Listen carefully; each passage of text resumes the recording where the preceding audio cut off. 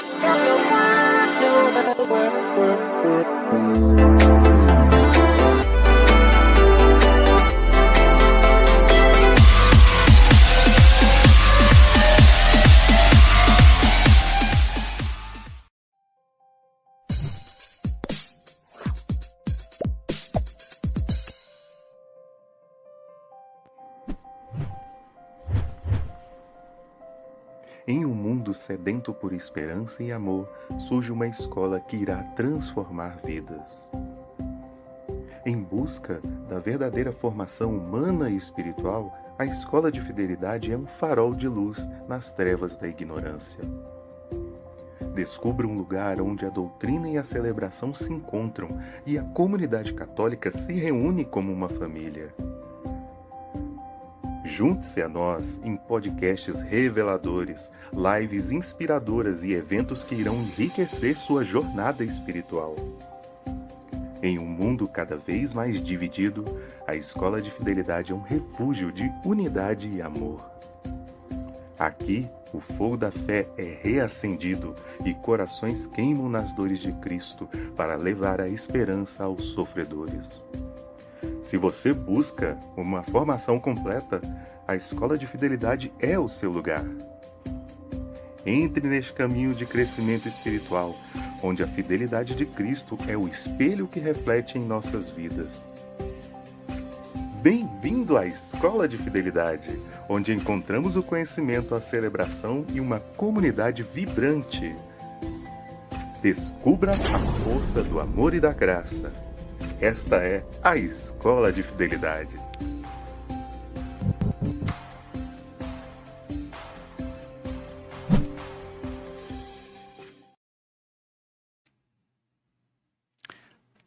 Muito boa noite, minha gente.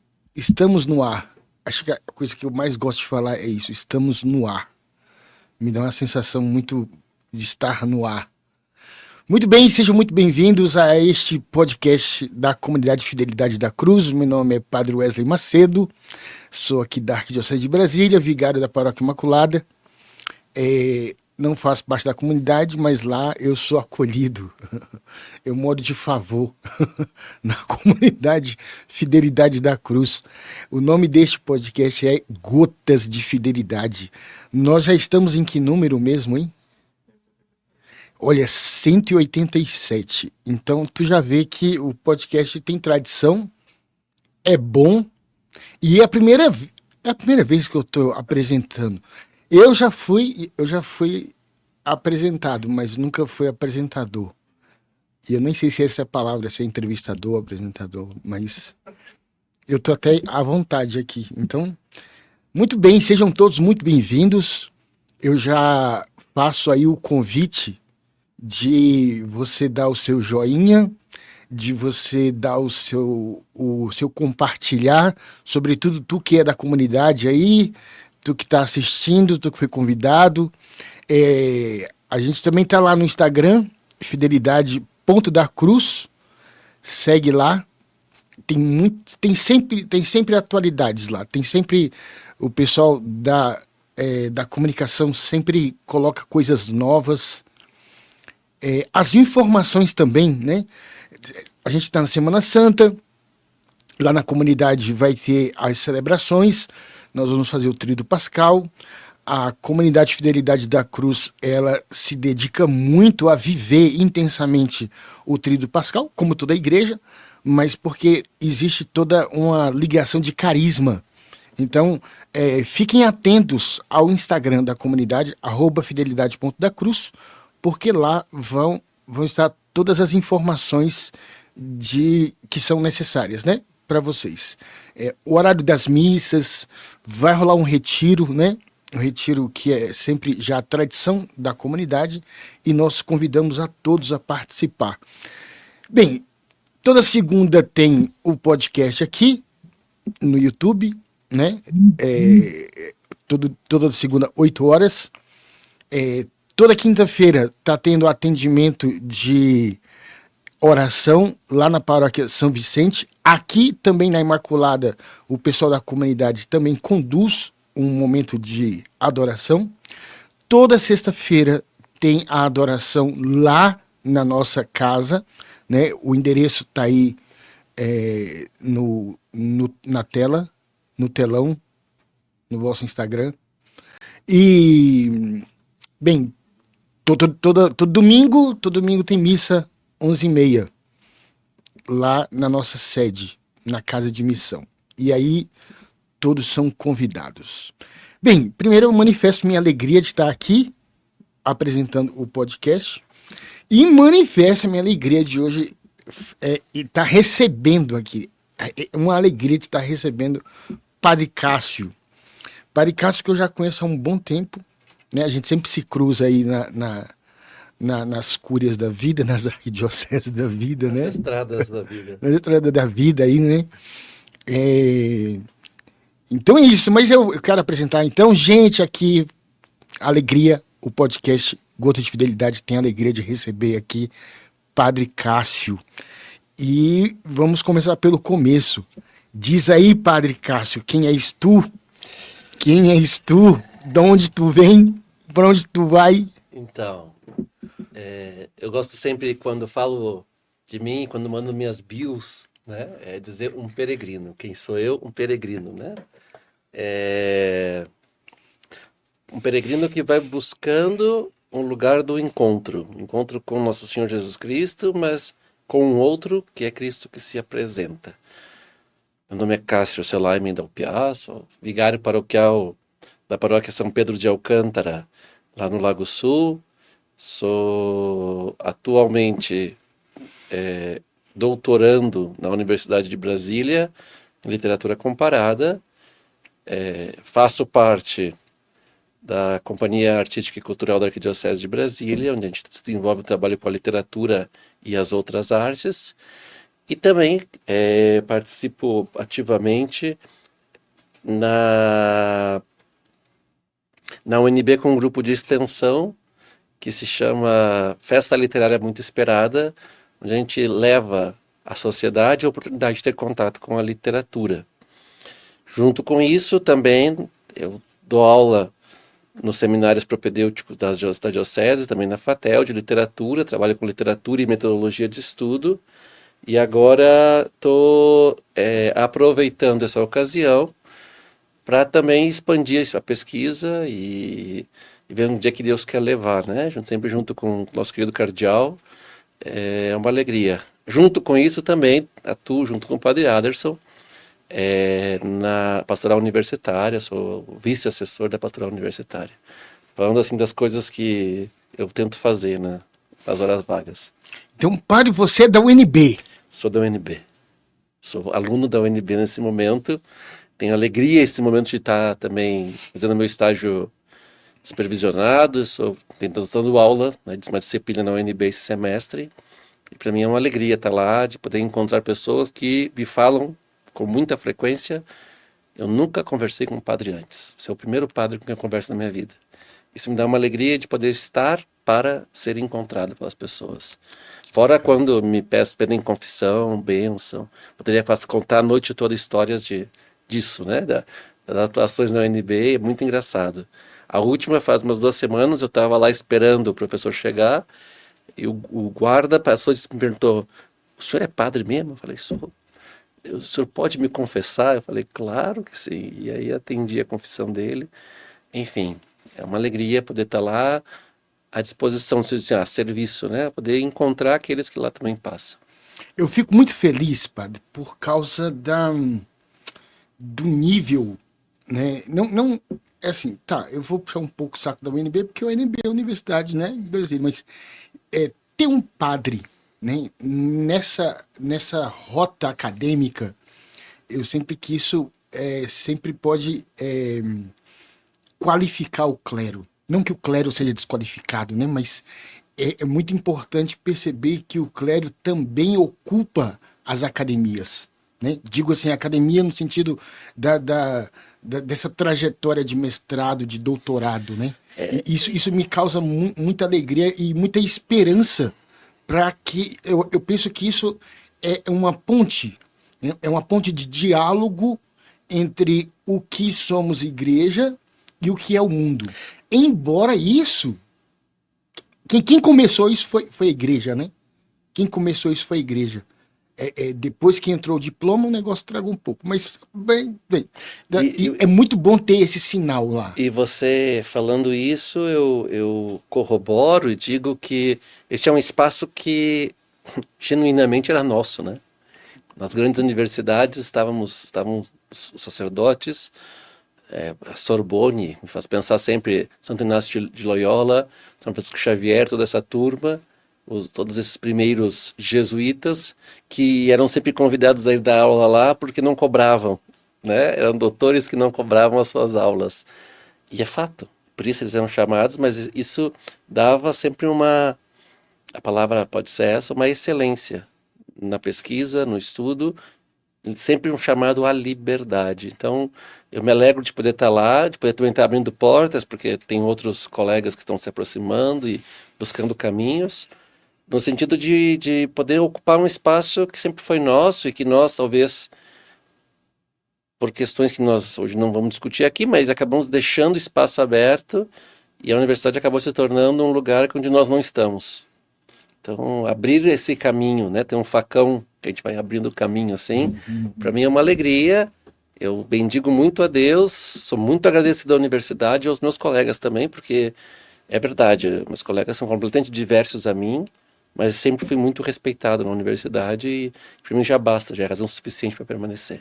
Tu me faz lembrar também de Salamanca também, né? De Navarra também, que eram universidades que tinham bons padres, né? Que ali se destacavam exatamente por essa atuação na vida acadêmica, né? De um modo ou de outro. Mas tu já tem quantos anos de padre? 13 anos de padre, indo quase para 14. Então, tu já celebrou 13 Semanas Santas? Já foram 13 Semanas Santas, com força. E aí, assim, como é que é aí para ti celebrar essa semana que é a nossa semana, é a minha semana, é a semana da igreja, é a semana de todas as semanas? Como é que é isso aí para ti?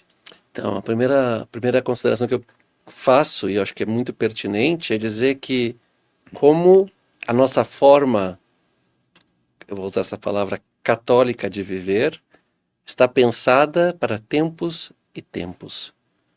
Ou seja, os tempos litúrgicos, o ano litúrgico, o ciclo litúrgico é para nós necessário. Por quê? Porque vai nos regulando o viver, né? Eu falo assim para entender. E eu sou o cara que sou super fã do tempo comum. Adoro um verde. Adoro um verde. Você quer me ver bravo é ter uma memória obrigatória de algum santo na semana de tempo comum. Assim, eu fico, não quero. Eu quero ver. Porque eu acho que é no comum que tudo se manifesta. É no comum que se manifesta a santidade. O extraordinário é só as baterias que a gente carrega. Mas o tempo comum é o tempo de manifestar a santidade. Como padre, a gente faz aquela brincadeira que quando acaba a quaresma, né, acaba a Páscoa, no domingo de Páscoa, Nosso Senhor ressuscita e a gente morre, né? Porque é um ritmo de trabalho bastante intenso. Mas, ao mesmo tempo, é um mistério que nós tocamos muito intensamente. Nós, sobretudo que presidimos as celebrações, somos chamados a vivê-lo de maneira muito intensa. Então, nisso também reside o desafio nesse momento, né? Eu me lembro quando eu era menino, quando eu tinha cabelo e não tinha barriga, it's a long time ago,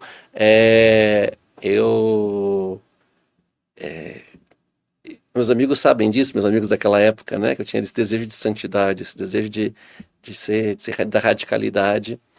E eu me lembro tempos de Semana Santa, tempos de jejuns prolongadíssimos e desejo de viver intensamente, né? Mas eu descobri hoje como sacerdote que não se trata de corrida de 100 metros, mas de maratona de 42, né? Quilômetros. Então não adianta eu dar todo o pique no começo, porque eu não vou chegar no final da Semana Santa. Então essa busca de Semana Santa sempre como um equilíbrio para cada momento, para cada celebração, eu vejo como muito necessária. Muito necessária. Viver cada mistério, um mistério celebrado.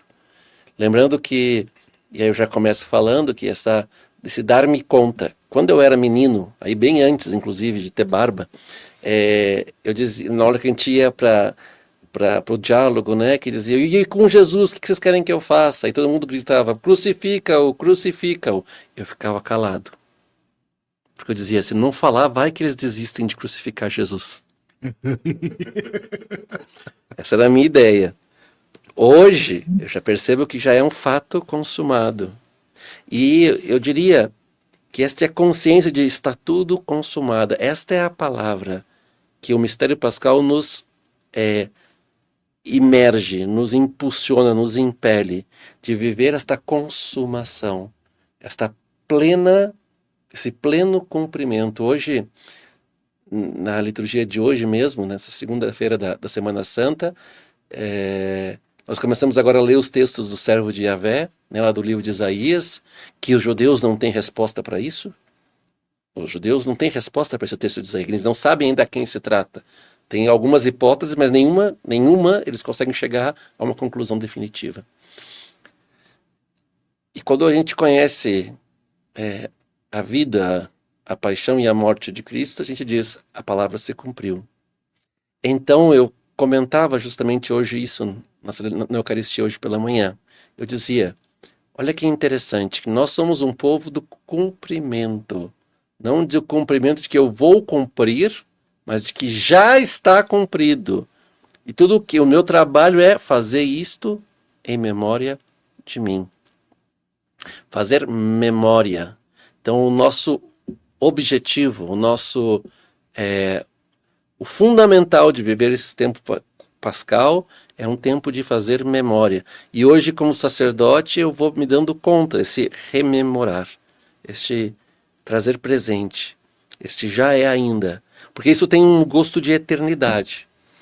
Quando eu percebo que isto é eternidade, a Páscoa se torna plena. E aí eu posso me desgastar. Por quê? Porque o tempo parou. O tempo parou.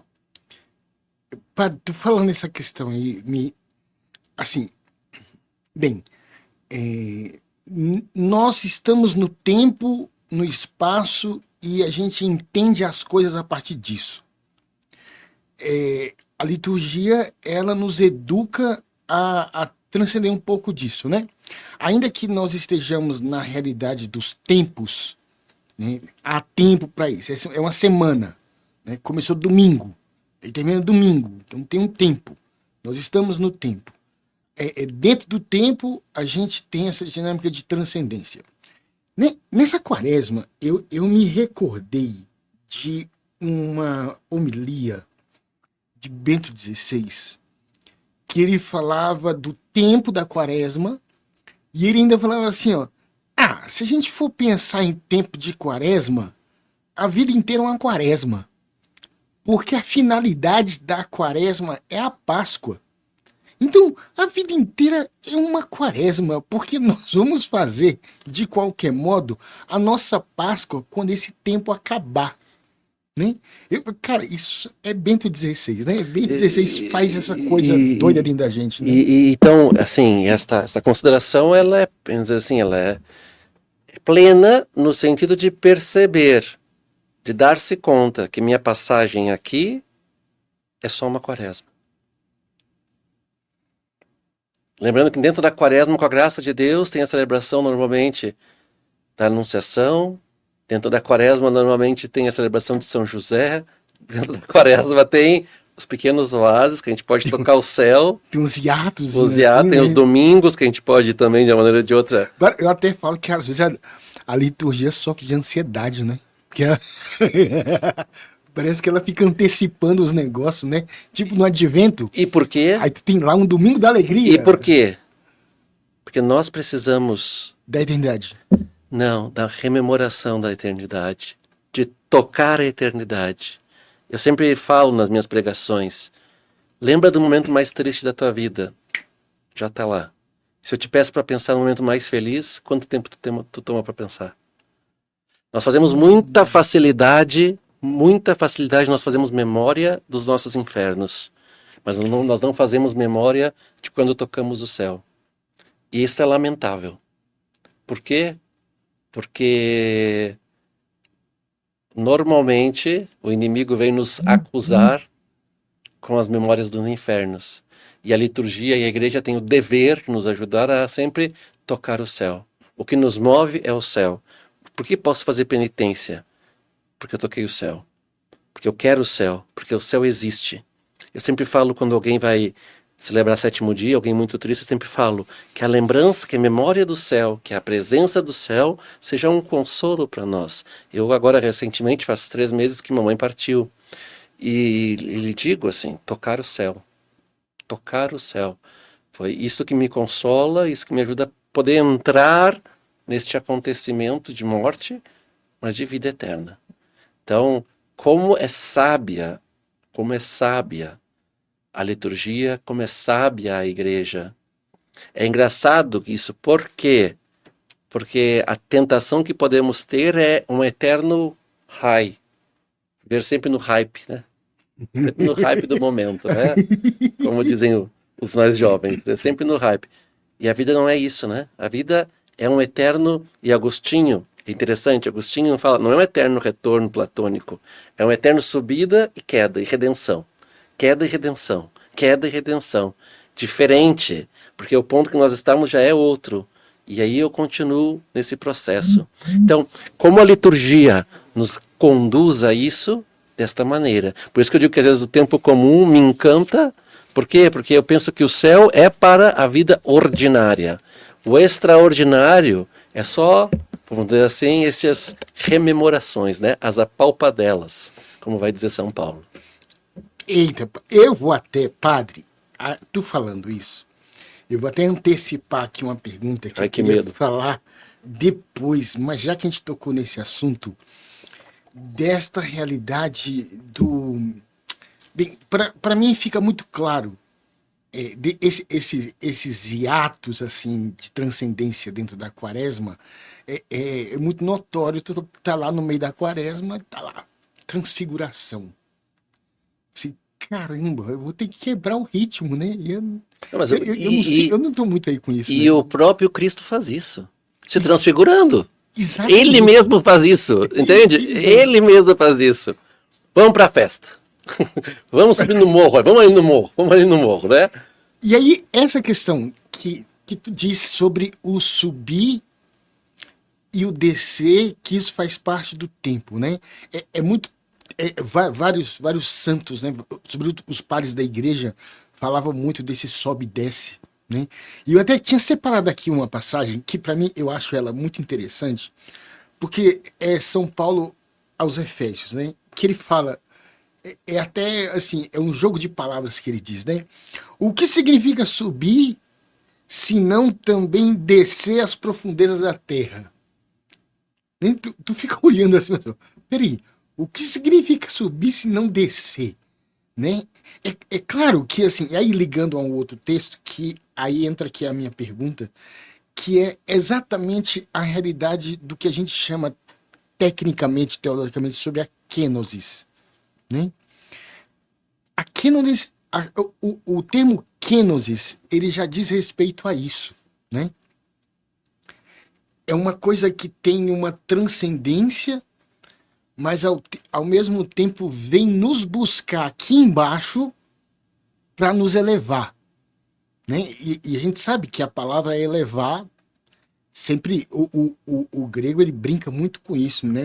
O elevar, se a gente ficar traduzindo elevar, vai bater em ressurreição, né? Levanta-te e anda, vai bater em ressurreição. Esse se abaixar, ele se abaixou e por isso Deus o elevou soberanamente, né?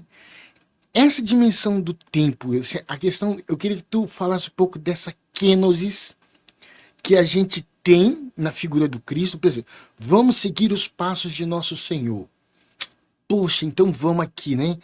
Para alguns, a Semana Santa cria um clima, aí tu vai com ele, mas tem muita gente que quando chega na sexta-feira, né? Eu não sei se é o teu caso, mas às vezes dentro de mim fica um negócio assim, né? Ou vontade de celebrar o Sábado Santo, né? Então já tô aqui embaixo, né?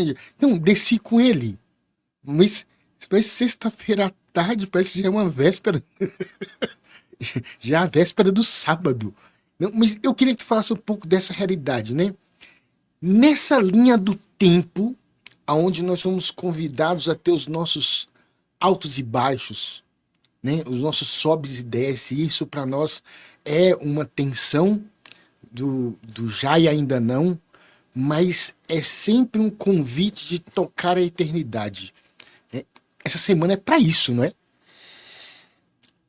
No Sábado Santo, já que o senhor tem tanta ansiedade por ele, Padre Wesley tem aquela homilia que prevê ao fixo das leituras, que fala de uma antiga homilia do Sábado Santo, né? Não sei se... Lembre que ela é, para mim, emblemática, e todos os anos, quando eu a escuto, de verdade, meu coração se rejubila. Nossa, eu fico doido para lembrar aquele momento que fala assim, Adão bate no peito, fala assim, ó, chegou, ele veio me buscar. E diz lá assim que Jesus arromba a porta do paraíso, do inferno, e diz, a paz esteja contigo. É assim que fala o texto. E aí Adão responde, e com teu espírito, e contigo também, né? Responde Adão assim, e contigo também. Chegou.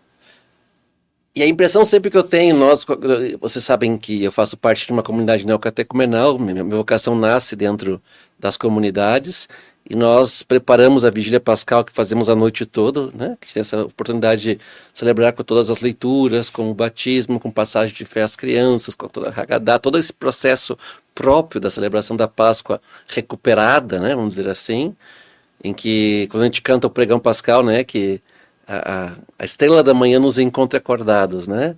Então a gente... Padre, só um detalhe, eu celebrei, entre aspas, no estilo neocatecumenal durante 6 anos da minha vida. Quando fui pároco aqui da paróquia Nossa Senhora do Carmo. Exato, e aí... Eu celebrava para a comunidade, para a paróquia, né? E aí terminava, ia para casa e voltava para celebrar com as comunidades. Sempre foi uma experiência fantástica. Porque a experiência de eternidade. Porque, mas é longa, alguém sempre reclama que não entende. E aí a resposta é, a vida é longa e a eternidade permanece. Agora. Tem uma frase, tá justamente aqui, está na minha tela aqui, que na cozinha do Papa João Paulo II, na época Karol Wojtyla, tinha um relógio de sol. E desse relógio de sol estava dizendo assim, o tempo corre, a eternidade permanece. E aí tiraram esse relógio de sol e marcaram o dia que ele faleceu, né? Estava marcado aqui. E para mim isso tem me ajudado por demais, porque quando eu entro na celebração eucarística ordinária, vamos dizer assim, eu tenho sempre esta impressão, o tempo parou. Parou o tempo. Eu falo sempre, eu sou muito devoto do Santuário de Schenstatt, da Mãe Teresa Admirável, sempre gosto de ir lá rezar. E eu digo lá parece um lugar que o tempo não passa, o tempo para. Esses lugares marianos têm muito essa cara, né? Fátima é assim, Lourdes é assim, todos... Fátima, com certeza. Não, Fátima. é uma coisa... Já tive experiência. Tu chega lá e diz Fátima. assim, tá, mas parou o tempo, né? Ele não parou, é que a eternidade chegou, é diferente. Então, essa perspectiva, ela que nos dá sentido, ela que nos dá sabor. E é esse sentido da Semana Santa, é nele que a gente repousa. E por isso eu posso rezar, jejuar, trabalhar, e rezar, e jejuar, e trabalhar. E quando chega já no sábado à noite, né, na vigília pascal, eu trazia presente a vigília que disso, esse sábado de manhã que a gente geralmente prepara o ambiente, prepara a celebração e tudo mais, em comunidade, é sempre essa experiência de eternidade. Eternidade. E para mim, o que nos falta é tempo reservado para contemplar a eternidade. Tem um filósofo que eu estou atualmente bastante grudado nele, chamado Joseph Pieper. Ele tem uma obra que se chama, tá no carro inclusive, né? Hoje ainda trabalhei com ele junto com as irmãs quando eu preguei. Sobre a questão do ócio e do culto, da celebração, o ócio e o cultuar. E é engraçado porque a gente vive um tempo que o ócio é tido como vagabundagem, perda de tempo. E trabalha um tema sobre a contemplação e a felicidade. Que nossa falta de felicidade é a nossa capacidade reduzida de contemplar. E eu gosto sempre de acrescentar ao Pieper, bem pretensiosamente, que o templo, na antiguidade, sempre era no alto. E cada vez que alguém queria encontrar com Deus, tinha que subir ao templo. E desde o alto poder contemplar. Perceber a eternidade, perceber a linha, perceber a perspectiva, não um ponto. Estou feliz, estou triste. Gosto, não gosto. Esse gosta de mim, esse não gosta de mim. Esse curtiu meu post, esse não curtiu meu post. Acorda, Pedrinho, hoje tem campeonato. A vida é muito mais do que isso. E esse contemplar, ele aparece na nossa vida como uma espécie de vocação, né? Assim, tu é chamado a contemplar, a ter percepção da realidade através dos altos e baixos da vida, né? Um pouco trazendo essa questão do sobe e desce, né? Mesmo assim, a gente pode ter aqui um certo privilégio porque somos padres e a gente tem os nossos momentos de para tudo, e liturgia, e laudes, missa. E tem gente que não tem tanto esse privilégio em relação a tempo. Eu diria que não sei se não tem, padre. Eu acho que não tira tempo para isso. Tempo, eu estou convencido que é uma questão de prioridade. Se eu conto o meu dia para o senhor, e todo mundo me pergunta como é que eu faço tudo isso que eu digo que eu estou fazendo, e falo, são prioridades, porque eu preciso reservar um tempo para rezar laudes, um tempo para fazer, né, para celebrar a missa, eu preciso ter tempos para priorizar o que de fato importa.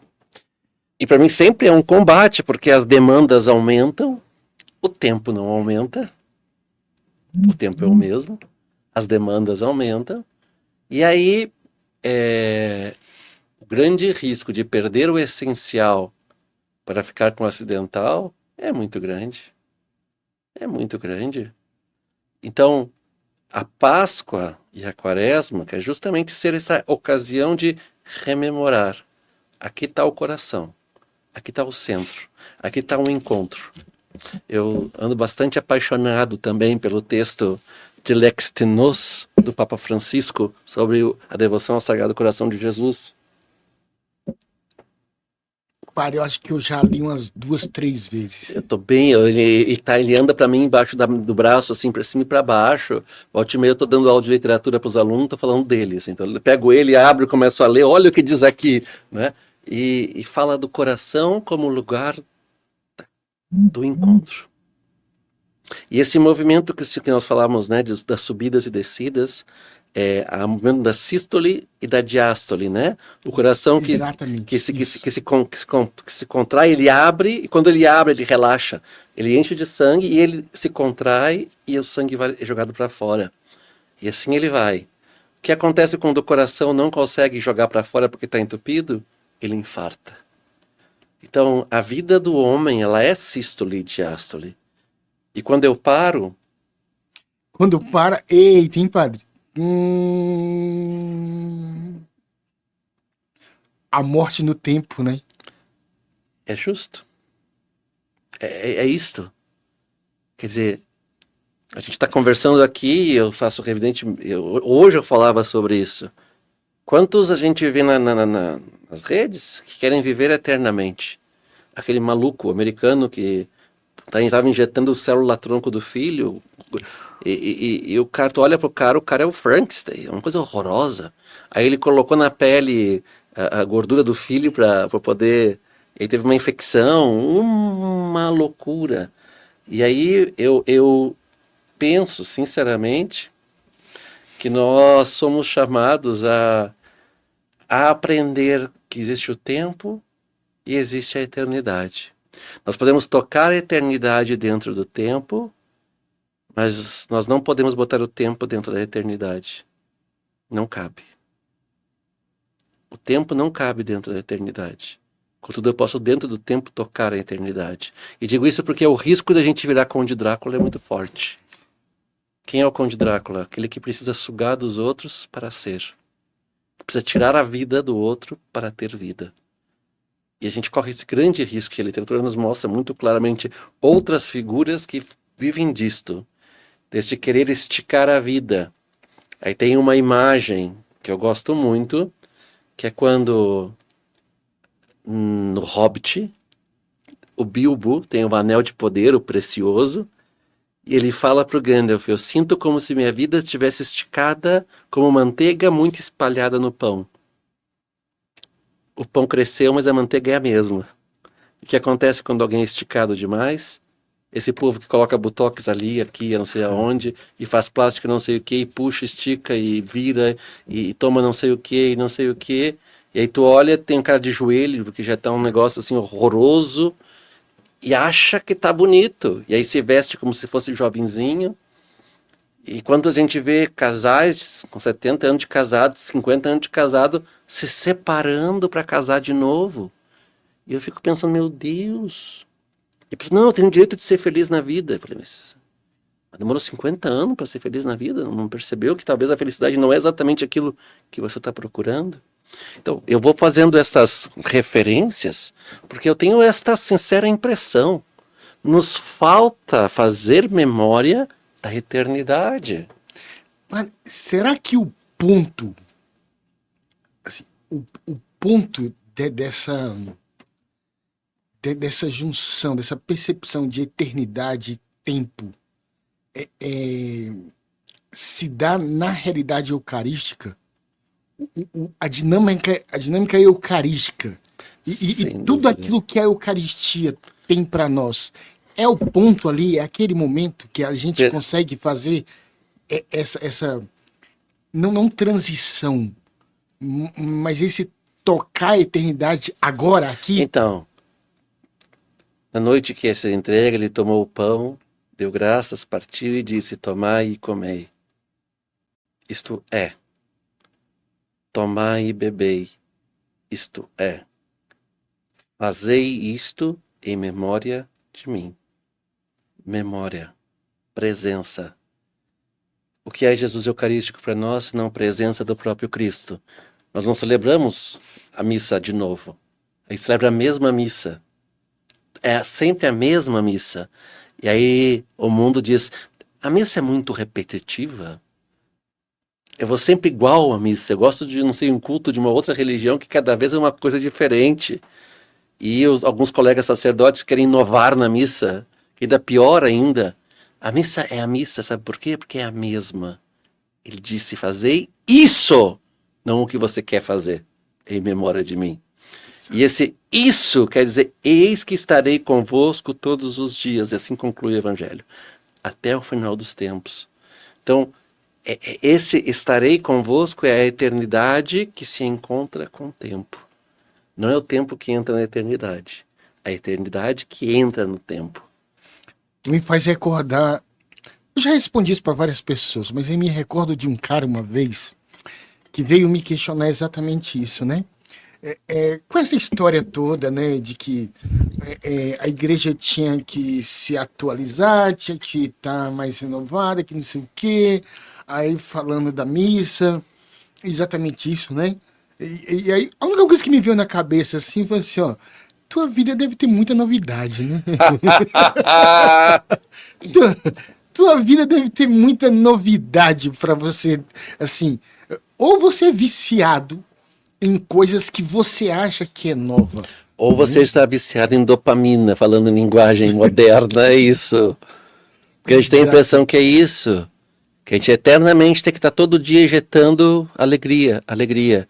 Por que um Instagram faz tanto sucesso? Você pega um Reel, um Story, em 15 segundos te dá uma descarga. Aí tu vê outra. Acabou. Aí tu vê outra. Aí tu não para, porque tu quer outra. Esse não é bom, passa outra. E assim, vou compartilhar. E assim a gente vai vivendo com essas pequenas... Como se a vida fosse só isso. Uma sequência de eterno gozar. E aí quando a gente fala que o céu é um gozo eterno na presença de Deus, alguém diz, mas isso é chato. Porque vai ser a eternidade da contemplação, a eternidade face a face. E aí a gente faz essa pergunta, é chato mesmo? Ou será que você não experimentou ainda a alegria de tocar o céu? Boa parte da filosofia espanhola que eu tenho me... Na verdade, eu sempre estudei, né? A filosofia espanhola. Lá, Julián, Ortega, Zubiri. Eles falam muito sobre essa questão do cotidiano. São José também, Maria, ele fala muito sobre essa questão de você aprender a lidar com o tempo. Tipo assim, você se mostra uma pessoa madura à medida que você lidar com o tempo, né? E pelo fato da maioria desses terem uma vertente religiosa, eles tocam nesse assunto da dinâmica própria do tempo na eternidade, na busca do tempo da eternidade. Vivendo essa experiência da Semana Santa, é possível nessa semana.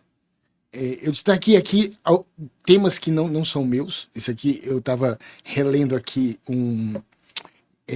eu gosto muito do Raniero Cantalamessa, né? O antigo pregador da Casa Pontifícia, que ele fala sobre o amor de Deus que ele é qualificado em alguns direcionamentos, né? Na dinâmica de, ele nos amou quando éramos inimigos. Ele nos ama de modo atual. Né? Essa questão de uma memória atual. Estamos atualizando o mistério. Né? E por isso que eu acho muito bonito em alguns prefácios, né? Sobretudo, se não me engano, da ascensão, né? Tipo assim, hoje o Senhor subiu aos céus. É hoje. E ele fala dessa questão desse amor pessoal. Então, Deus nos ama quando éramos inimigos, ele nos ama hoje e de modo pessoal. Dentro dessa realidade própria do tempo da eternidade, como é que o senhor percebe isso, assim, como até motivação para se viver a Semana Santa de uma maneira mais profunda, mais adentrada mesmo, assim, naquilo que a liturgia nos propõe? Pensando um pouquinho em tempo e eternidade, o senhor ia colocando, e aí quando eu penso, por exemplo, em alguém um pouco mais antigo, podemos pensar num poxa, no São Bento da vida, né, do ora et labora. E talvez a gente pensa, nossa, que vida sem graça. Que vida sem graça. Vida ordinária das pessoas. Sextou. Quinta-feira, TBT. Sábado, ninguém aparece. Domingo. Chega de noite, a gente escuta, é fantástico, tum. Esse tum cai no fundo da alma e diz, minha vida acabou. Amanhã é segunda-feira. Que droga. Vou voltar para academia. Amanhã sim. Amanhã eu começo de novo. O problema é que as pessoas vivem esse ciclo viciosamente, mas não é um ciclo de sobes e baixos. É um ciclo de eterno tentativa de subir, sempre embaixo. Tem um dito que os franceses falam, que a vida é metrô, boulot e dodô.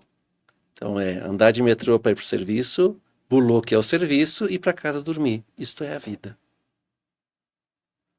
E aí, conversando uma vez com uma colega na Aliança Francesa lá em Paris, ela dizia, não, mas é assim a vida é isso mesmo. Eu digo, mas que porcaria de vida. Se minha vida é isso, para que eu vivo? E aí entra o carpe diem, né? Faça o que quiser, porque, meu filho, me roubaram o meu direito de ser feliz. E aí eu passo a vida gritando para ser feliz. E normalmente é engraçado, porque quando eu pergunto às pessoas sinceras, o que te falta para ser feliz? As respostas normalmente são nada. E aí vem a pergunta final, por que não és feliz? O que Deus deveria ter te dado que não te deu? O que ficou faltando? Onde é que está a fila das pendências? A Mega Sena da virada, um marido, entende? Um corpo melhor. O que está faltando para ser feliz? Porque as coisas que estão faltando, nós podemos até correr atrás delas. Mas escuta, se eu vivo na graça, eu não preciso correr atrás dela, ela corre atrás de mim. Essa semana mesmo um jovem veio me perguntar, padre, estou gostando de uma menina, o que eu faço para conquistar ela? Eu falei, deixa ela vir atrás, só espera. Mostra-te presente, atencioso e deixa... Porque a gente vive num tempo desesperado e a gente acaba sufocando. É como aqueles que querem fazer concurso, que ficam tão nervosos, estudam tudo, chega na hora da prova, está tão nervoso que não consegue responder. Pelo desespero de correr atrás. E eu estou convencido que no operar de Deus é muito mais graça do que esforço. Eu tenho usado uma frase muito, que eu repito muito, que eu comprei um saco de pipoca, daqueles Megamax, sabe assim. Estou sentado assistindo Deus fazendo. Porque se eu tento fazer alguma coisa, eu estrago tudo. É graça. E a eternidade é viver da graça. É evidente fazer o que eu tenho que fazer, estar onde eu devo estar. Mas eu tenho que contemplar. Porque se faz da minha cabeça, eu digo, eu estrago tudo. Isso tem a ver, assim, com aquilo que acho que Tomás de Aquino falava do simples cooperar com a graça. Sem dúvida alguma. Porque é isso, é cooperar com a graça.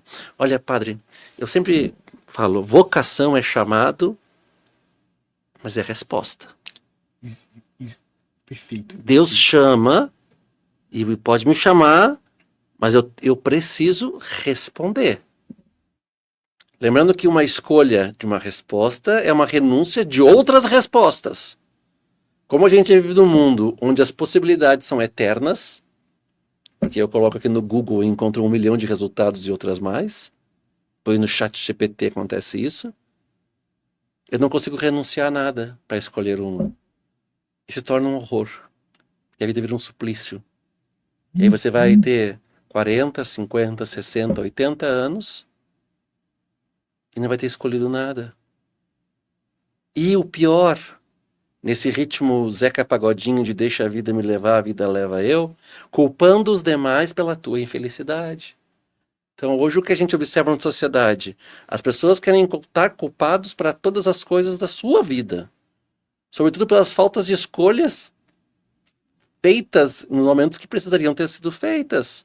E a culpa é do teu pai, é da tua mãe, do teu filho, da tua sogra, da tua nora, do presidente atual, do presidente antigo, do futuro presidente, do presidente do outro país, do antigo presidente do outro país. E aí a gente vai sempre trocando culpados fora. E eternamente nesse ranço, nessa ruminação que chega a ser doentia, brota a violência.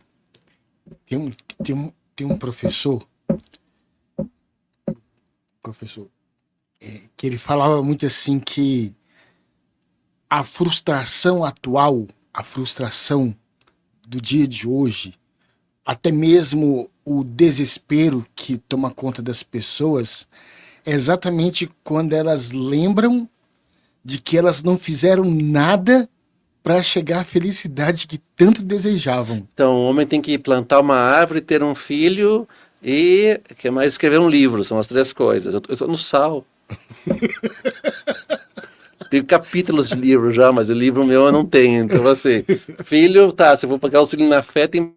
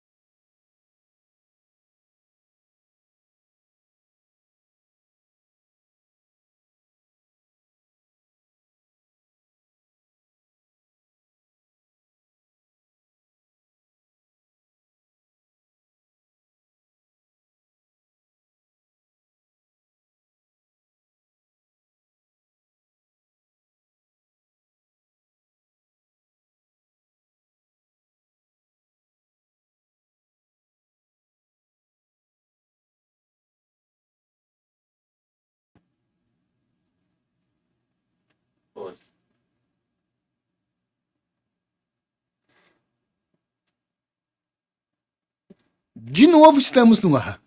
Que coisa boa. Gente, a internet caiu. Mas estamos de volta. E eu queria voltar fazendo um comentário e uma pergunta para o Padre Cássio. Na verdade, uma coisa que, assim, queria voltar um pouco para a questão da sexta-feira, né? A realidade da cruz, que até simbolicamente, né, ela traz essa coisa, né, do que nos leva para o céu, que nos coloca mediante a dinâmica horizontal da vida. Padre, tem uma coisa que eu aprendi no neocatecumenato. Eu me recordo, assim, de que foi numa catequese não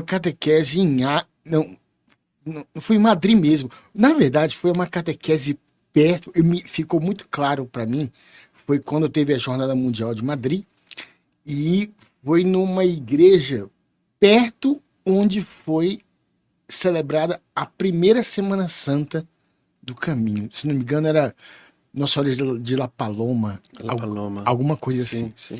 E ali o padre, acho que era Padre Paulo de Matos aqui mesmo, falava uma coisa muito interessante, né? Era o padre Javier.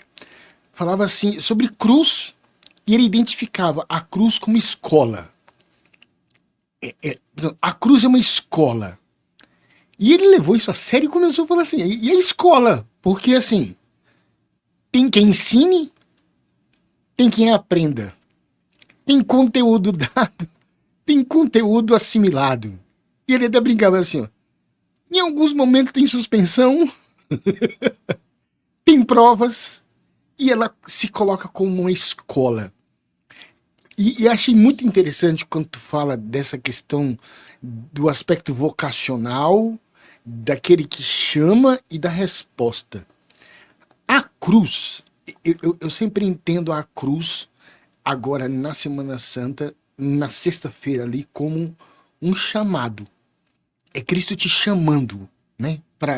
Ele vê assim, ó, vem aqui comigo, né? Porque aqui só tá comigo João, Maria e Madalena, mas eu preciso que tu fique aqui também comigo, né? E se ele nos chama, ele quer uma resposta da gente, né? E essa resposta, como é que nós vamos dar essa resposta sendo bons alunos, né? Já que é essa dinâmica da cruz como escola que nos ensina a bem viver. Vamos lá, padre. No Pequeno Príncipe, quando ele faz as suas viagens pelos planetas, ele encontra um rei. E o rei diz assim, a ordem que o monarca dá deve ser capaz do súdito obedecer. Se o súdito não obedece uma ordem porque não pode, não é ele que é um mau súdito, mas é um mau monarca que deu a ordem errada. Ponto. Nós, domingo, celebramos a entrada de Cristo em Jerusalém, aclamado pelo povo, seguramente aquele povo que foi para a festa, não eram os que estavam de Jerusalém, os que estavam na festa, que viram ele chegando como vendo, opa, agora sim. E a gente começa com a procissão de ramos e logo em seguida lê a paixão. Já deu spoiler da história. Já sei o final. Ah, meu Deus, acabou a Semana Santa. Já dei spoiler, para tudo. Não. Cristo está educando. Cristo que mostra entrando, Cristo que vem saindo. Cristo que vai vivendo, descendo, Filipenses. Sendo condição divina, não negou a sua condição, né? Submetendo a paixão e morte, não só morte de cruz. E aí faz a queda, né? Kenosis. Mas o Senhor o ressuscitou. E deu o nome acima de todo nome, chamado Senhor. Ora, veja só, que curioso. Nesse processo de subidas e descidas, como eu posso, na verdade, entrar na cruz? Comerciais. Quinta-feira de noite. Jesus diz, fazei isto em memória de mim. E eu celebro a paixão do Senhor e vou com Ele, acompanho Ele, fazemos a deposição do altar, esvaziamos tudo, não sobra nada. Nada. Essa impressão do nada, tudo aquilo que parece tão necessário ali já não se faz mais necessário, só o Senhor. Ok. Chega sexta-feira a paixão. Todo mundo vai embora. E o Senhor fica lá, ele, a mãe e o guri. O tonto da história, o João. Só ele estava lá, junto com a mãe. E Jesus fala, filho, eis tua mãe, mãe, eis teu filho. Isso ele fala desde a cruz. Por que eu estou fazendo isso quando o Senhor fazia esta memória da cruz como uma escola? A cruz não nos vem como um peso que nós não podemos carregar. A cruz vem como uma graça que nos é dada para podermos combater, para podermos lutar. Mas é graça, não é peso. Nesse processo que eu vou dizendo, quando a gente vai entrando, por exemplo, na Sexta-feira Santa, e que a gente celebra, né? Faz aquele primeiro momento da paixão e da morte, né? Que os padres entram, que se prostram no chão, e depois entra as preces universais, em que a Assembleia, parte da Igreja Universal, eleva ao Pai um pedido por toda a humanidade e por todas as necessidades do mundo inteiro. Eu diria até mais, as conhecidas e as desconhecidas. É como se eu dissesse para Deus, Deus, lembra, tá? Lembra. Porque aqui a minha cruz hoje é difícil de carregar. Como eu faço? Ele fala, eu mesmo desço e carrego ao teu lado. Por que o Cirineu ficou registrado nos evangelhos? É curioso. Por que o Cirineu estava nos evangelhos? Por que metem o Cirineu nessa história toda? Quem foi esta pessoa? Quantas vezes eu e você aparece um Cirineu do meio do nada? E nesse sentido, a escola da cruz é um aprendizado. É um aprendizado. E todo cristão precisa de uma cruz. Quando alguém chega me dizendo que não tem pecado ou que não tem problema, não cheira bem. Não cheira bem. Tem alguma coisa errada. Não, padre, só os pecadinhos do todo dia. É rapidinho. Parece que não é real, né? Parece que eu não tô vendo uma pessoa real. Falta peça, padre. Falta peça. Nossa. Eu tenho um grande amigo, e é muito engraçado, que esse grande amigo, ele é sacerdote também, e desde muito jovem ele sempre foi alguém muito otimista. E a gente brincava, essa figura aí não tem pecado original. Porque assim, tá caindo o mundo, ele diz, mas foi ótimo, eu precisava disso, né? Assim, e é muito bonito, assim, esse querido padre amigo. E claro que não é verdade que ele não sopra. Na verdade, que ele vai procurando dentro disso um sentido maior, uma razão. Senhor, tu vai ter que aparecer aqui. Senhor, aqui eu não tenho saída, Senhor. Se tu não aparece, não dá certo. A gente vive, assim, de uma coisa para outra, né? A gente, um dos grandes problemas hoje que nós temos na atualidade, dentro de nós, do nosso clero, dentro das realidades paroquiais, nos casais, é aquela famosa ausência de uma maturidade, né? Parece que uma vida sem instalação na realidade, uma vida que não se amadurece. É porque a gente ainda não entendeu o que é cruz, no sentido existencial e presença de graça na nossa vida. Eu digo as duas coisas assim, existencial, não no sentido filosófico, mas assim, para viver, né? Para mim existir, eu preciso dessa cruz que me educa. E dentro da perspectiva da graça, é essa cruz que me possibilita viver essa transcendentalidade. Por quê? Esse olhar para o céu. Porque a cruz mostra o meu limite. Aqui está a capacidade de olhar para o céu. Quando eu me percebo limitado, eu percebo que fora de Cristo eu não posso. Vou ter que falar sobre isso. Por favor. Não, mas no universo tolkieniano, não sei se minha pesquisa é em J.R.R. Tolkien. Eu pesquiso todo esse criador da obra do Senhor dos Anéis. E dentro da mitologia que ele constrói, que ele chama de mitopoética, ele é capaz de apresentar os filhos mais velhos desse ser divino, que ele chama de Eru Ilúvatar, o Uno. Qualquer coincidência é mera coincidência. Que cantou a criação, nunca ouvi isso antes, whatever. Ele desperta os filhos mais velhos. E os filhos, ele cria cantando, né? Ele cria cantando, a criação é um canto. E ele ensina a cada um dos seres angelicais, os seres celestes, a cantar a sua melodia, e cada um canta a sua melodia, e quando eles cantam juntos, se forma uma polifonia, e essa polifonia cantada brota daí a criação. É lindo. Só que tem um que quer cantar um canto dissonante. O filho de uma ronquifuça.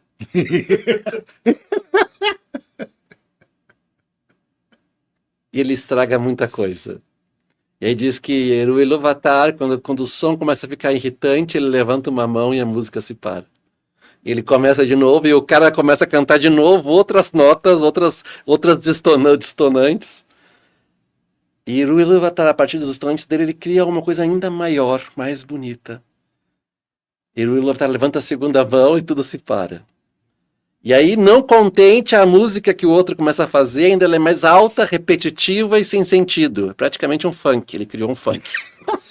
Na criação do mundo está o funk. Bom demais. Isso é uma leitura minha. Na criação do mundo está o funk.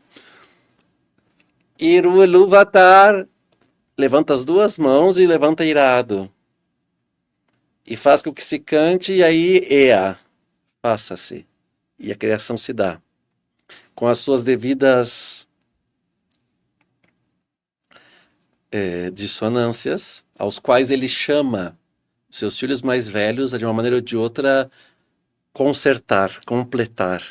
Os filhos mais velhos dele são os elfos. E os elfos são seres, praticamente seres que não perderam os dons préternaturais. A imunidade, toda a imortalidade, são imortais. Só são mortos se matam.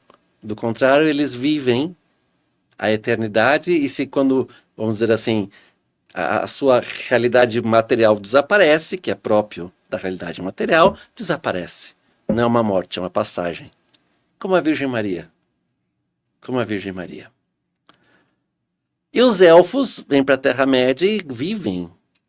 E quando a gente vai lá pro Senhor dos Anéis, a gente encontra uma elfa chamada Galadriel, que deve ter ali uns 25 mil anos, coisa pouca, assim, né? Assim, É mais antiga que o Sol. É uma jovenzinha, né? É uma jovenzinha, né?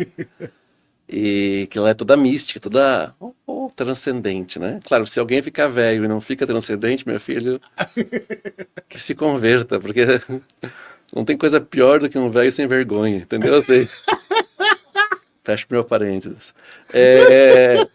Só que os elfos, que são os filhos mais velhos, eles vão cuidar, porque vai surgir os filhos mais novos, que são os homens. E é engraçado por quê? Porque os elfos invejam os homens, porque eles têm uma dádiva, que é a morte. A morte como uma dádiva. A cruz como um limite, como uma dádiva. A questão é que nós queremos ser como deuses. Em algum lugar eu vi isso. Não comereis. Né? Não comereis. Mentira, se comer sereis como deuses. E nós queremos essa eternidade. Então, olha que curioso. Nosso anseio de eternidade, de gozo eterno, nós acabamos entrando numa contradição completa. Porque achamos que o gozo eterno são pequenos gozos que fazem a eternidade. E estamos numa realidade completamente contrária. Que é na limitação do gozo que eu experimento o grande, o maior, a graça. Já que tu entraste aí, então, no mundo Tolkien, que eu já estava ansioso para entrar nisso aí, a intenção era focar Semana Santa. Só que, como a gente é ansioso, então vamos falar do pós-Semana Santa, que é o pós-Páscoa, que eu também gosto do tempo comum, mas eu também gosto do tempo da Páscoa pela leitura do Atos dos Apóstolos, né? E a gente começa a ver como é que a coisa ali vai se desenrolando, como é que o processo de conversão vai se dando na vida das pessoas, que não é nada fácil, né? Ali a gente vê a igreja instalada, né? Ao mesmo tempo que se cresce, se mata cristão, né? A igreja se instalando, né? Isso. Não é instalada, não. Exatamente. O tempo verbal é gerúndio, não é participo passado. Exatamente, ela vai se instalar, exatamente isso. Assim, fazendo essa referência, uma pergunta que eu tinha até colocado. Pós-Páscoa, como é que a cultura, se pode dizer assim, a cultura Tolkien, né, a mitopoética Tolkien, como é que o Hobbit, naquilo que ele vai vivendo, né, como é que o Bilbo, naquilo que ele vai vivendo, ele vai nos ensinando a nos convertendo, né? O processo de metanoia que se dá no Páscoa, no pós-Semana Santa, como é que isso contribui para a nossa realidade de conversão, de se ir convertendo? Percebam que Bilbo Bolseiro era praticamente um brasiliense. Queria passar num concurso, não ter problemas, ter, né, um emprego pro resto da vida, não ser atrapalhado na sua toca, ao final das contas viver encastelado, fechado em si, e que não me perturbe. Assim é a vida do Bilbo. De repente aparece um mago na porta, chama ele para uma aventura, e é muito bonitinho, porque ele diz, eu não quero aventura. Aqui, nesse lugar, você não vai encontrar ninguém que queira aventura. Aqui, Minha traça para o jantar. Não, a aventura estraga tudo. Não me deixa ter um segundo café da manhã, não me deixa ter um segundo almoço, uma segunda janta, ceia. Como eu faço minhas 8 refeições se eu tenho uma aventura? Né? Como é que eu passo a minha vida sem academia, sem suplementos? Sem suplementos, sem as minhas castanhas, minhas frutas secas. Desculpa, mas é que no final das contas a gente vive assim. A gente vive assim. E aí é curioso. Por quê? Porque o Bilbo, ele definitivamente não quer sair. Porque ele acredita que onde ele está já era o céu suficiente. Tá bom, né? Tá bom. Tá ruim, mas tá bom. Brasiliense mesmo! Tá ruim, mas tá bom. Não tá ruim, mas tá bom. Não, gente. A melhor coisa do mundo é morar no Noroeste, entendeu? Assim, não tem vida melhor do que morar no Noroeste. É assim, o cara sai da Samambaia, vai pra Taguatinga, de Taguatinga pro Guará, do Guará pra Águas Claras, de Águas Claras pro Sudoeste, do Sudoeste pro Noroeste. Cheguei no condado! Cheguei no céu! Lembrando que, no fundo, ninguém sabe que a última morada é no Campo da Esperança. E tá garantida. A Brasília só tem lá pra morar mesmo. Não tem outro lugar. Ou é num ou no outro. Acabou. Não, mas é isso. E o problema do Bilbo é esse. Porque ele acha... Só pra quem não é de Brasília, Campo da Esperança é um cemitério. Na verdade é o único cemitério de Brasília, né? Cemitério. E aí ele pensa que a vida dele ali já é suficientemente boa. E eu falo sempre, quem mora no Campo da Esperança às vezes mora com a cunhada e não briga com ela. Mas até a sogra do Ceará mora às vezes junto e não tem briga. É impressionante. E o cunhado não rouba. Impressionante, a cerveja Heineken. A vida é perfeita. Nossa. Só que o Bilbo pensa isso. Só que tem um fato na vida do Bilbo que é muito interessante. Primeiro, alguns anos depois, o Frodo, na verdade não o Frodo, Merry e o Pippin, os outros hobbits, vão descobrir que o fumo do condado está lá no castelo do Saruman. Porque o Saruman já está no condado há muito tempo. Ele já tem a sua presença no condado há muito tempo. Não adianta eu querer me encastelar para que o mal não chegue. Porque o mal já está dentro de mim. E a gente olha na história da humanidade, sempre que um castelo tentou se fechar em si mesmo para se defender, sempre deu ruim. Olha para Troia, olha para Roma, olha para Jerusalém. Olha para todas essas histórias. Aí, no caso da minha pesquisa, fala de Gondolin, que é a mesma coisa. Que é uma terra de elfo que quer viver a eternidade eterna, deixando que o problema do mal e do bem se resolva fora deles. Isso eu vou girando para dizer que a dinâmica hobbitesca de descobrir que sair era necessário, e o Bilbo se dá conta disso, mas o Frodo se dá conta disso, é que quando volta da aventura, o condado ficou pequeno. É esse tipo de aventura que nós, talvez, quando já vivemos, por exemplo, uma experiência de uma Jornada Mundial da Juventude, em que você vai num campo com 2 milhões de jovens, aquele caos completo. A experiência que eu tive em Madrid foi caos completo. E tu chega lá e tu vê 2 milhões de minions igual a você ali, e tu volta pra casa e diz assim: gente, eu paguei horrores pra passar mal. E daqui a 4 anos eu tô pagando de novo. Eu digo, eu sou louco. Eu desde 2000 eu fui a todas, padre. Eu devo ser muito retardado. Por que eu te partilho isso? Porque é que não dá. Não dá.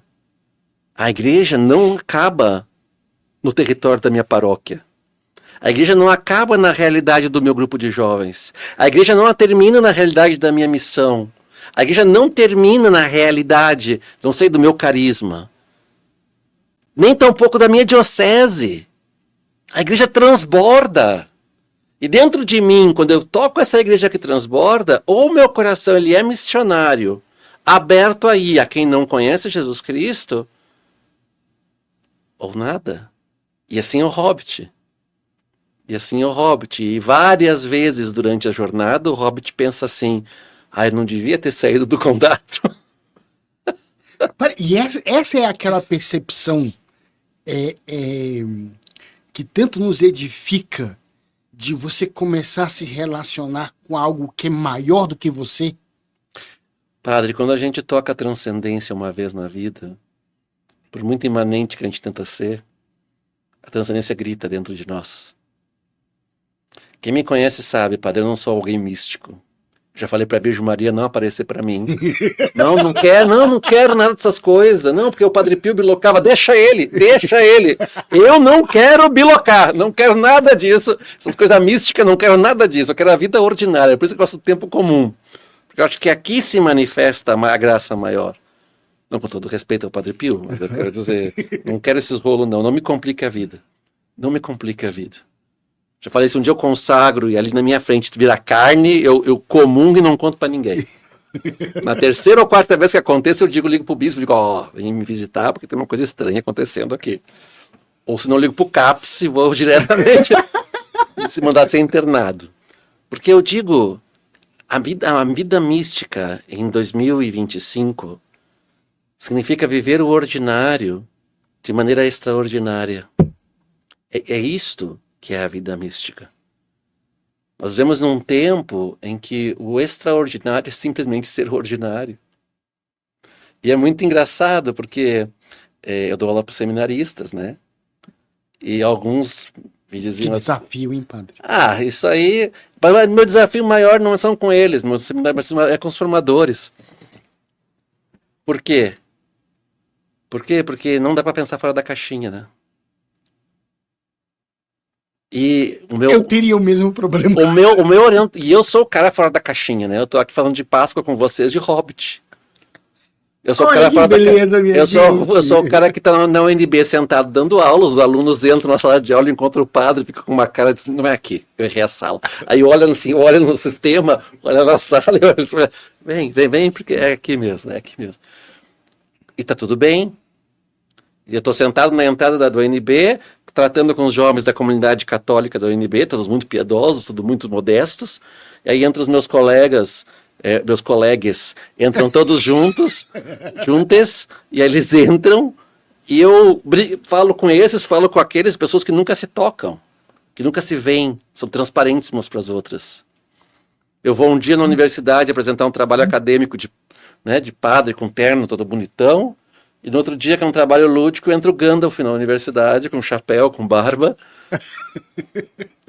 E todos os drogados me abraçam.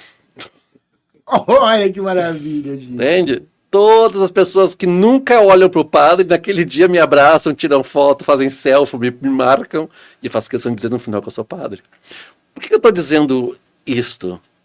Porque... viver na fronteira. Tinha um amigo que dizia, Cássio, tu e os teus delírios entre os muros da liciedade. Ele me dizia assim. Mas eu gosto mais de uma definição que o meu querido professor Alex Vilas Boas, que é hoje, na verdade, o substituto do cardeal Tolentino em Portugal, que na verdade está se tornando meu co-orientador. Ele fala assim: eu sou um cara de fronteira, não tenho medo de olhar para além da fronteira.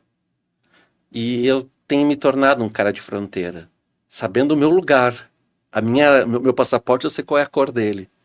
Filho amado de Deus.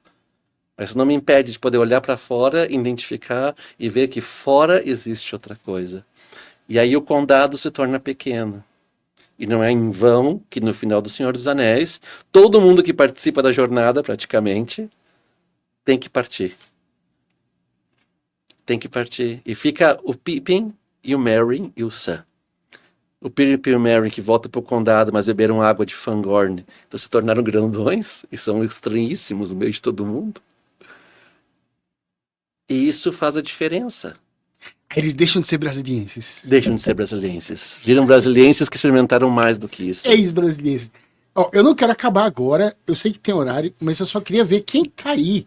Só para mandar um oi, um abraço. Tem aí. muita gente? Meu Deus do céu. Eita, estamos sendo assistidos por milhões de pessoas. Pare, porque eu quero ainda voltar. Eu gosto muito dessa... Pode ir mostrando. Dessa definição que nós temos, que eu me identifico muito com essa questão da fronteira, né? Me parece que isso soa para mim como aquela coisa de que eu estou no mundo, mas não pertenço a isso aqui, né? Mas eu só queria dar um abraço ali para quem que tá aí, meu Deus do céu. Dona Célia. E aí? Roberval. Fala, mano. Roberval. Bruninha. Deus te abençoe. Boi, Patrícia. Era pra ter falado isso antes, né, gente? Ô, Tainan. Então, que Tainan. Deus abençoe, meu irmão. Tainan tá aí. Vitor. O que tá escrito aqui? Dois o quê? 2 partes. Privilégio. Ah, é isso aí. Olha lá. Ó, Tainan tá te chamando pra tu vir passar a Páscoa com a gente. Depois a gente conversa sobre isso, meu irmão. Fabiana também tá por aí. Lucas, Ô, Lucas. Diz aí. que na M Norte ele Ah, meu caro amigo Lucas, muito bem. Gente, marcou minha vida, mudou minha conversa. Eu tenho medo dessas coisas de a vida mudar as pessoas nas minhas conversas. Essa semana passada veio uma pessoa me dizer: padre, eu fui confessar com o senhor olhou para minha cara e disse: nossa, que problemão, hein? Acabei, Duda, perdão. Ela falou, mas ela se deu conta que a vida dela tinha muito mais do que isso. Lucas, que bom que ajudou, meu irmão. Olha quem tá por aí, a cara do meu irmão, gente. Ah, meu irmão. muito bem. Por falar em fronteira, o meu irmão aí. Salve, Thiago. E aí, Thiago? É porque aqui dá pra ver só a metade. Eu tô vendo A Alessandra falou que travou. Travou. mas já voltou. Nós voltou. somos travados. Voltou. Fabiana voltou. Fala, Ian. Grande Ian, Deus abençoe. Ó, a Natalinha tá por aí. Tudo bem, Natália? E aí, padre? Gente, eu não tô afim de terminar, não, mas vai ter que terminar daqui a pouco, né? Mas Antes de Jesus voltar, por favor. Porque a Semana Santa é longa. Vamos lá.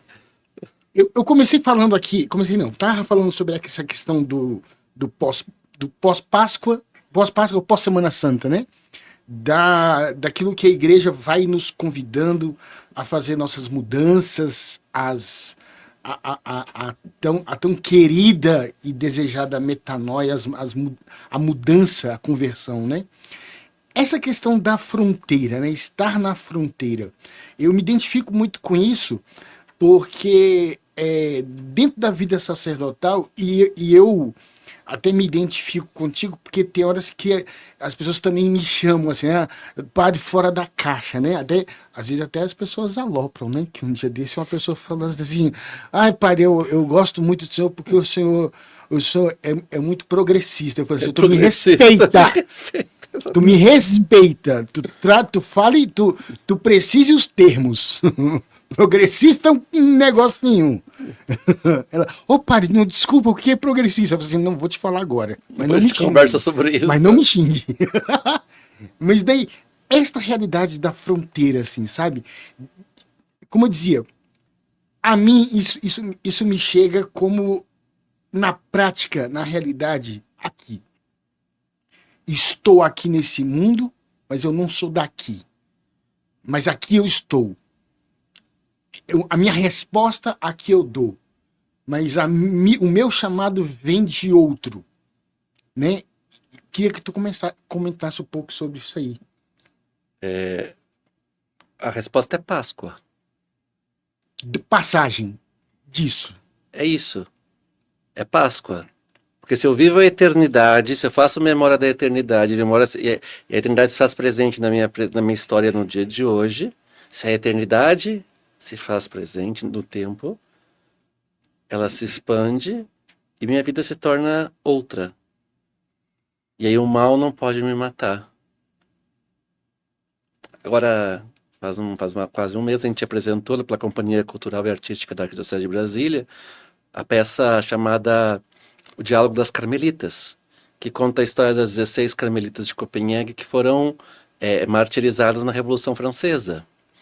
Apesar, assim, foi estupenda a adaptação que a equipe do padre Gustavo Xavier fez, foi fantástico em todos os sentidos, fecho o meu parênteses, mas elas foram, quando foram ser guilhotinadas pela Revolução, elas foram guilhotinadas cantando o Veni Creator. Elas fazem um voto de martírio, elas se deixam martirizar. Elas são loucas ou elas são santas? Porque os revolucionários que entram dizem para elas: essas moças presas. E elas falam: presos estão vocês. Desse delírio. É a impressão que muita gente tem quando vai ao Carmelo, né? Mas, então, a minha madrinha sempre diz, eu sempre levo algum jovem em crise para conversar e sempre faz essa pergunta: como é que vocês aguentam viver presas aí dentro? E elas dizem: como é que vocês aguentam viver presos aí fora? Eu me recordo, se eu falando, no seminário, eu fiquei por muito tempo na pastoral vocacional, né? Então, no seminário maior, tinha lá o costume de que cada seminarista, em tempo, ia para as paróquias. Eu fiquei muito tempo na pastoral vocacional, então eu fiquei muito tempo no seminário. Então, eu tive um privilégio, assim, né, em detrimento dos outros, que eu passei 2 Semanas Santas como seminaristas no Carmelo. Né? Que graça. De domingo de Ramos até domingo de Páscoa, né? Eu, o padre, que era o reitor do seminário, celebrando, e eu ali fazendo aquelas coisas, né? Turíbulo, segura missal e cruz, não sei o que, só eu e ele lá. E assim, para mim foi uma graça muito grande. E lá eu tinha acesso, né, ao interior, ao claustro, porque estava organizando lá o turíbulo. E era interessante porque para todas as irmãs eu perguntava: qual é a resposta que a senhora dá para quando alguém chega aqui, que eu acho que é inevitável, tá presa, irmã? E ela sempre falava assim: ó, vamos questionar um pouco liberdade e prisão. Como é que é isso aí, né? Vocês que estão aí fora estão presos, né? E essa dimensão, voltando a falar da maturidade, a maturidade tem a ver com liberdade interior? Então, Padre Kentenich, lá do Santuário da Mãe Rainha, né? Sou bastante devoto do santuário, e ele fala da liberdade interior. Padre Kentenich foi colocado num seminário Pallottini em 1910. Ele foi o 3º diretor espiritual em 2 meses. Os outros 2 foram embora porque não aguentaram os dirigidos, que gritavam por liberdade e que passavam o tempo inteiro escrevendo na parede liberdade, botando bilhetinhos pela casa inteira liberdade. E Padre Kentenich, ele vai educar esses jovens através de um lugar de graças a descobrir que a verdadeira liberdade estava a do coração. Não existia liberdade fora da liberdade do coração. Chega um momento que o Padre Kentenich percebe que a guerra vai explodir, e ele percebe, já em 1914, que ele precisa crescer em liberdade para dar liberdade para esses rapazes. E ele diz que sozinho não pode, e chama a Mãe de Deus para morar lá. Ele faz uma aliança de amor com a Mãe de Deus. E aí inicia a aliança de amor de Schoenstatt para a liberdade interior, onde você, oferecendo os teus atos do dia a dia, tu oferece como sempre, eles chamam de capital de graça, como meio de santificação para você, mas para também os outros, que ali acorrem. Por que eu estou contando isso? Para falar. Padre Kentish depois vai enfrentar muitas dificuldades, entre elas o campo de concentração em Dachau, já por ocasião da Segunda Guerra. E ele recusa privilégios porque ele ia perder liberdade interior. A maturidade está em adquirir a liberdade interior. Olha, eu acho tão complexo dizer você é maduro, você não é. A gente sabe que na nossa vida a gente tem pontos de maturidade diferentes, níveis diferentes de maturidade.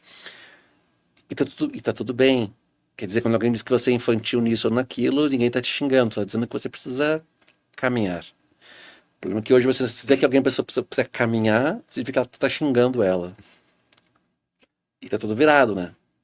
E não é verdade. Se eu sou incapaz de dizer a você, irmão, você precisa corrigir, significa que você não é livre o suficiente para poder sair de onde está para ir em outro lugar. A velha saga do Hobbit, sair e ir. Então, a maturidade consiste, sobretudo, nessa consciência da possibilidade de sair. E aí eu volto e amarro ao início da nossa conversa. A contemplação. Eu preciso ter os 2 pés firmes no chão, mas os 2 olhos fixos no céu. E aí as coisas se tornam muito diversas. Porque nosso problema hoje é que vivemos com os olhos fixos no chão e os pés no céu. Estamos tudo ao contrário. Os pés ficam nas nuvens, no iCloud e em outras redes, das redes sociais. Então, já de likes que me dão no Instagram, isso define a minha felicidade, meu sucesso. Todo dia conversando com um jovem, ele me falou isso. Padre, o senhor já venceu na vida? Eu falei. Tenho 47 anos, estou estudando até hoje. Será que eu já venci na vida? A vida não se trata de vencer. A vida se trata de caminhar. Quando eu paro, pode saber. É porque fui morar no campo da esperança. Tem aquela coisa, né? Tu tem que caminhar, né? Porque a igreja é peregrina, né? Tu tem que caminhar, porque se tu para, tu anda para trás, né? E a fé é sempre isso. Ou eu cresço na fé, ou eu diminuo. Não tem fé parada. Ou eu cresço nas virtudes e no amor, ou eu diminuo. Não é parado, não tem como estar parado. E aqui eu retomo para dizer, pois é isso que nós dizíamos um pouquinho antes, essa capacidade de poder viver na fronteira. Exato. Mas saber o seu lado da fronteira. Né? Ter os 2 pés bem fixos no chão, do seu lado. Ainda que possa olhar para o outro lado e dizer, olha, tem coisas lá também. Perfeito. Padre. Uma grande alegria, Padre. Poxa, muita alegria, muito bom. Tinha muita coisa aqui para conversar, muita coisa para a gente se animar aqui, mas a gente tem aqui uma tradição. O nome do podcast é Gotas de Fidelidade. Uhum. Então, a nossa vida é feita de gotas. Às vezes é mais do que isso, ou menos que isso, mas para hoje, né? Como que, concluindo a nossa conversa, o que é para ti hoje uma gota de fidelidade?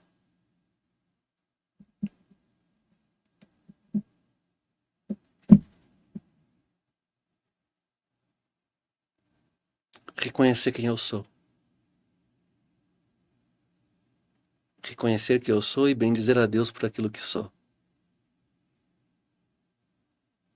Não bendizer a Deus pelo que eu faço, mas pelo quem eu sou e aonde eu estou hoje. Porque Deus tem nos chamado não quando fomos bons, mas quando fomos pecadores. Então é ali que o Senhor quer nos encontrar. Digo isso por quê? Porque a fidelidade está em se deixar encontrar pelo Senhor. O Senhor bate na porta. Vocação. E a tua resposta? Perfeito. Padre, quero aproveitar e convidar o nosso querido espectador, ouvinte, que seja, se puderem me seguir na rede, lá no Instagram, @Padre Cássio Dalpiaz, Padre Cássio Dalpiaz. Tem o meu Instagram, onde eu publico normalmente trechos de homilia. Eu tinha o diário de bordo que estava publicando todos os dias, mas a vida tem se tornado muito mais rápida, eu não tenho tido tempo de gravar. Mas o que eu tenho feito é sempre, às vezes, lançar sempre um trechinho de homilia do dia, lá um pouco sintetizada para poder dar toques. Junto com isso eu promovo todo o trabalho da Companhia Artística e Cultural da Arquidiocese de Brasília, junto com todo esse caminho de diálogo com o mundo, né, não cristão. E também é uma maneira de poder entrar em contato e poder também estar divulgando o nosso trabalho. E se alguém tiver interesse em conhecer um pouquinho mais, aos pouquinhos o site está acontecendo também, www.ocinzento.com.br. Olha que maravilha, anota aí, gente. Anota aí. www.ocinzento.com.br. Por enquanto ele está muito começando ainda, estamos trabalhando nele, mas eu precisava colocar o programa do curso que eu estou dando e dos cursos que eu estou dando. Então é uma maneira de entrar em contato um pouquinho, de uma maneira ou de outra, com todo esse universo, para perceber um pouquinho o meu trabalho, minha atuação dentro da academia e dentro da sociedade pagã.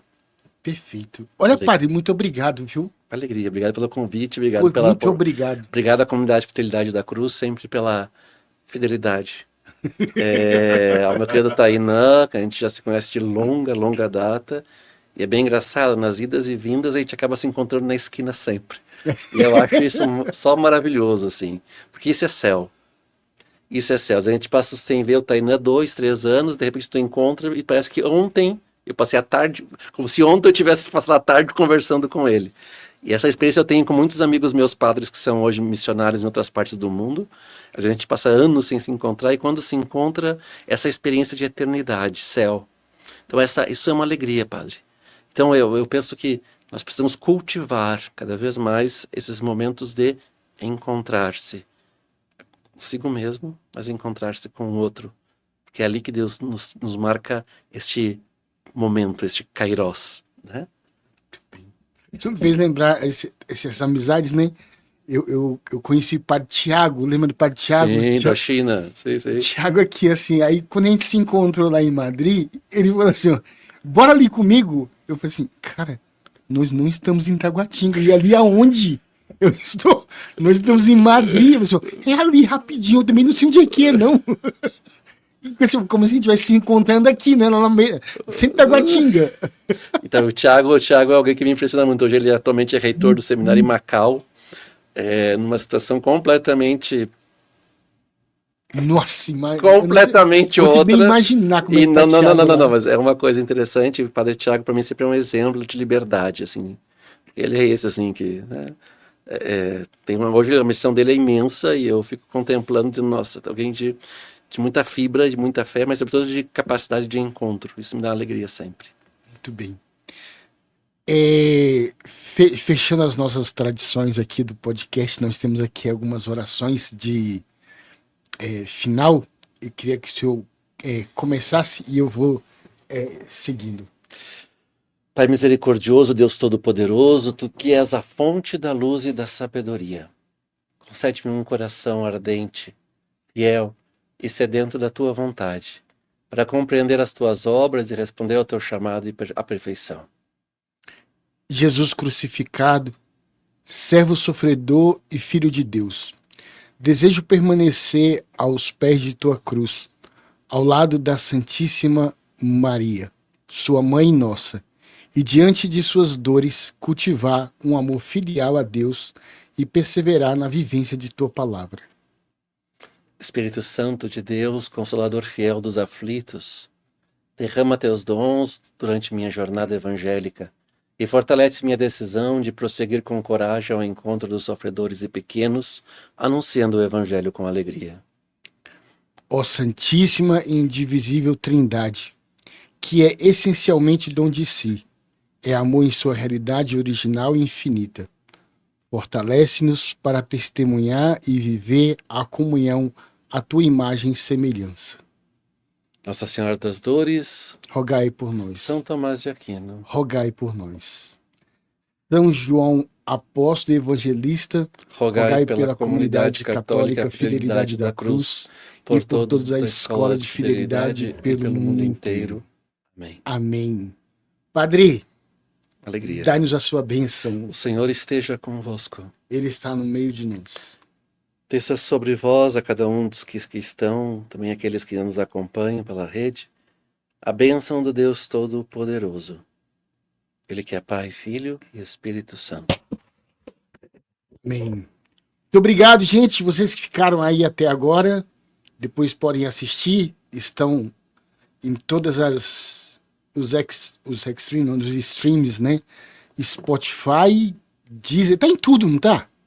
Tá em tudo, em tudo. Tem tudo. Meu Deus, estamos em todos os lugares. E se puderem ajudar... velho. Fala aí, Paty. Não, se puderem ajudar, eu sou o cara que pede ajuda para os outros, sempre assim. Apoiem a comunidade, né? Apoiem o programa Gotas de Fidelidade.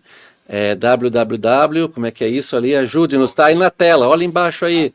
Dá uma olhadinha embaixo aqui, apoia-se/Gotas de Fidelidade. E é isso. Mais uma coisa antes de acabar. Todos os sábados, fora esse tempo agora, mas eu tenho um programa na Rádio Nova Aliança chamado de Cultura e Encontros, que a gente está sempre trazendo elementos da cultura e apresentações e questões de cultura na Arquidiocese de Brasília para todos. Se alguém tiver interesse de escutar, todos os sábados das 11 ao meio-dia nós estamos lá com a equipe fazendo esse trabalho. Perfeito. Muito bem. Obrigado, Padre. Obrigado a vocês. Valeu, gente. Um abraço. Ó, a última já tá aí, né? Ele te ama, Padre. Querido, obrigado também. Deus abençoe.